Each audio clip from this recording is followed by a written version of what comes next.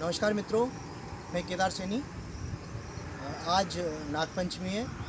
नागपंचमी की सभी मित्रों को बहुत बहुत बधाई, बहुत बहुत शुभकामनाएं। मित्रों, जैसा कि साल में एक बार नागपंचमी का दिन आता है तो हम नागों को बड़ी महत्व देते हैं, सांपों को बड़ा महत्व देते हैं, तरह तरह के पूजा पाठ करते हैं। जो उनकी बामी होती है उन पर दूध रखने जाते हैं। तो पहली जानकारी आपके लिए बता देता हूँ कि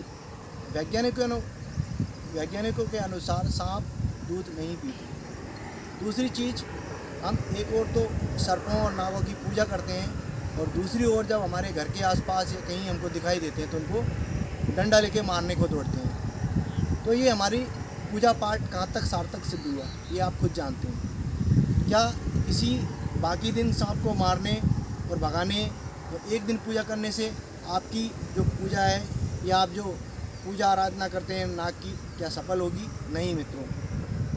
सबसे पहला कारण तो हम ये देखेंगे कि नाग हमारे लिए बहुत महत्वपूर्ण है, सांप हमारे लिए बहुत महत्वपूर्ण है। अगर कुदरत ने कोई चीज़ धरती पर बनाई है तो बहुत ही सोच समझकर और जन कल्याण के लिए ही बनाई है। अब यहाँ मैं आपको बताने जा रहा हूँ कि सर्प जो हैं हमारे पारिस्थितिक तंत्र का एक हिस्सा है।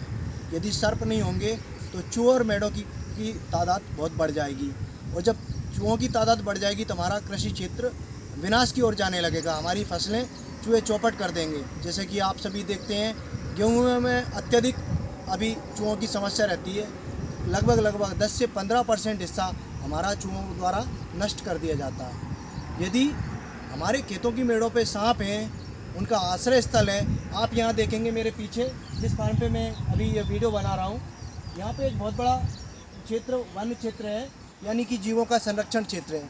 ये भी एक कृषि फार्म है, किंतु हमारे जो किसान हैं वो फालतू ज़मीन को बिल्कुल नहीं छोड़ते, फालतू पेड़ों को नहीं लगाते। वो समझते हैं कि हमारी ज़मीन का एक भी इंच हिस्सा उपयोगी हो, लेकिन ऐसी स्थिति में हम अपने जीवों का आश्रय खो देते हैं।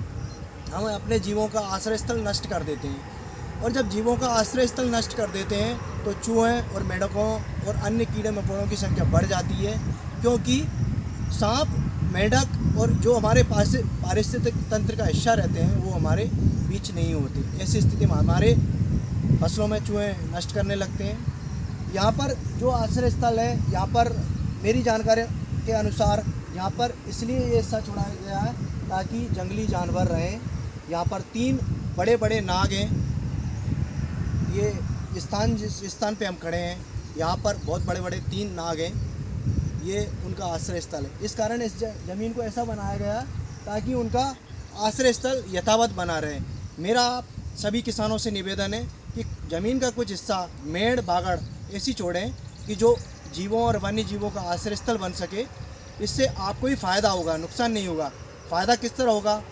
अगर आपकी मेड़ों पे या आपके जिस पेड़ है, वन्य क्षेत्र होंगे, पेड़ पौधे होंगे, तो वहाँ सांप रहेंगे जो चूहों को नष्ट करेंगे। दूसरी, पेड़ होंगे तो मधुमक्खियाँ आकर्षित करेंगी, फूल पत्ते आकर्षित करेंगे। उससे भी मधुमक्खियों के कारण भी आपका 10 से 15% अनाजों में मुनाफा होगा, क्योंकि पर परागण तेज़ी से होंगे फसलों में, तो फसलों का दाना चमकदार बनेगा, उत्पादन बढ़ेगा।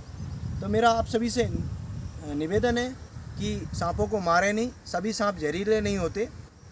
और यहाँ तक कि हम सांपों की बात करें तो बिना किसी को परेशान किए, बिना किसी को छेड़े कोई किसी को वार नहीं करता।